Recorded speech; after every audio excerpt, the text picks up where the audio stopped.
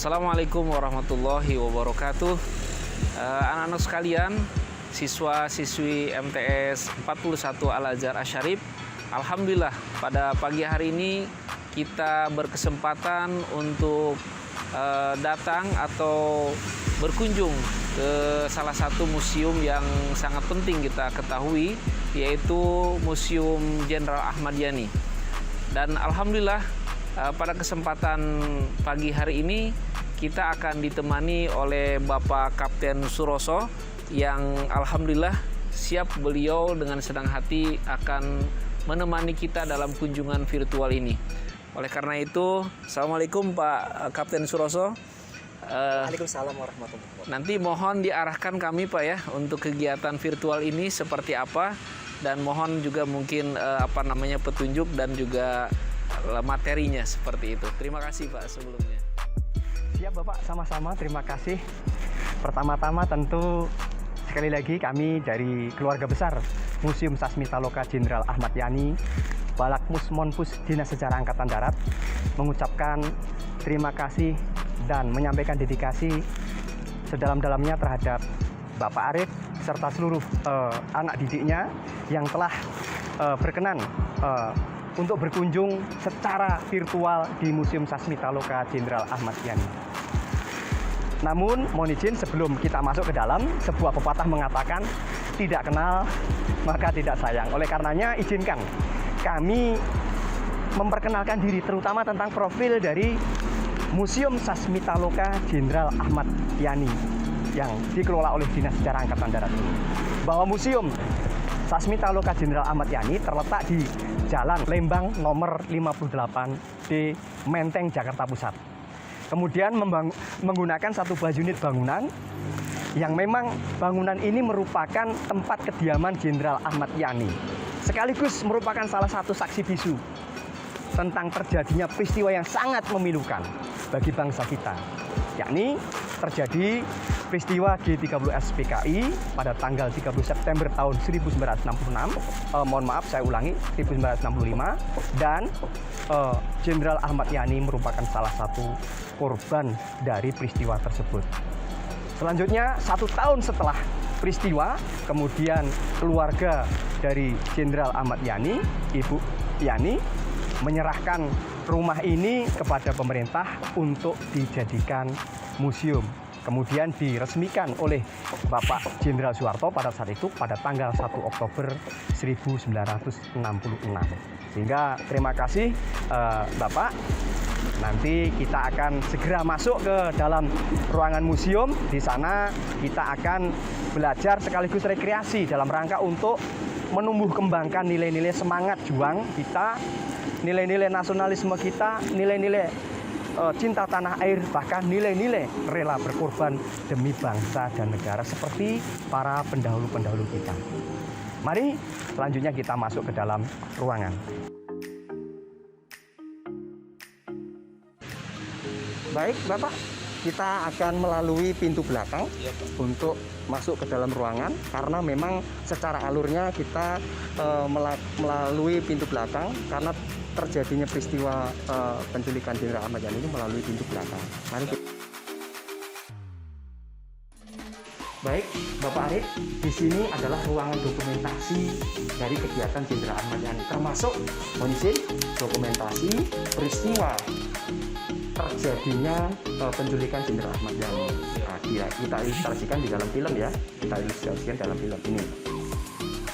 Baik, Bapak Arif, ini merupakan dapur bersih ya, dapur bersih. Nah, kondisinya seperti itu, masih rapi ya. Ini dapurnya rumah Jenderal Ahmad Yani. Dapur Jenderal Ahmad Yani, bersihnya.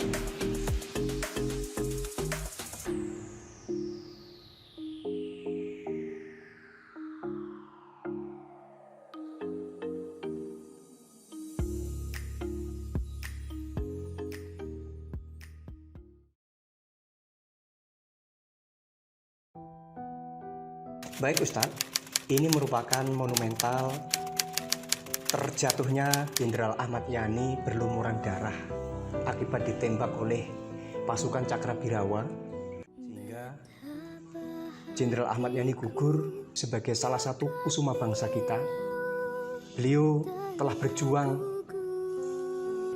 mengorbankan jiwa dan raganya. Bahkan sampai liang kubur beliau pertahankan eksistensi Negara Kesatuan Republik Indonesia yang berdasarkan Pancasila dan Undang-Undang Dasar 45. Oleh karena itu, kita sebagai generasi penerus bangsa tentunya wajib untuk mencontoh dari perjuangan-perjuangan yang telah dilakukan oleh Jenderal Ahmad Yani dan para pendahulu ataupun para pejuang kita. Bapak izin, ini merupakan salah satu masterpiece dari Museum Jenderal Ahmad Yani, di mana Bapak tertembak di depan pintu ini. Beliau ketika masuk ke ruangan, kemudian menutup pintu, langsung ditembak oleh pasukan Cakradipura di belakang. Ada 7 peluru yang ditembakkan dan mengenai Jenderal Ahmad Yani. Jadi Jenderal Ahmad Yani dari Ya, sini dari sana tadi lewat sini, kemudian langsung ditembak lewat sana. masuk, kemudian menutup pintu dan kemudian ditembak. Baik Pak Arif, kita langsung menuju ke ruang utama. Inilah kamar utama yang ditempati oleh Jenderal Ahmad Yani, yang pada saat peristiwa beliau tidur di sini bersama 2 orang anaknya, yaitu Pak Untung dan Pak Edi pada saat itu. Ini senjata yang dipakai untuk menembak Bapak ya, Jenderal Ahmad Yani. Senjatanya, Pak, ya? Senjatanya, jenisnya Thompson. Kemudian ini baju piyama yang dipakai untuk mengelap darah, ya, yang dilakukan oleh ibu pada saat itu, yang mengelap ibu ya, sehingga ini masih ada percikan darah. Oh, ini kamar. Ini kamar Putra Putri. Nah,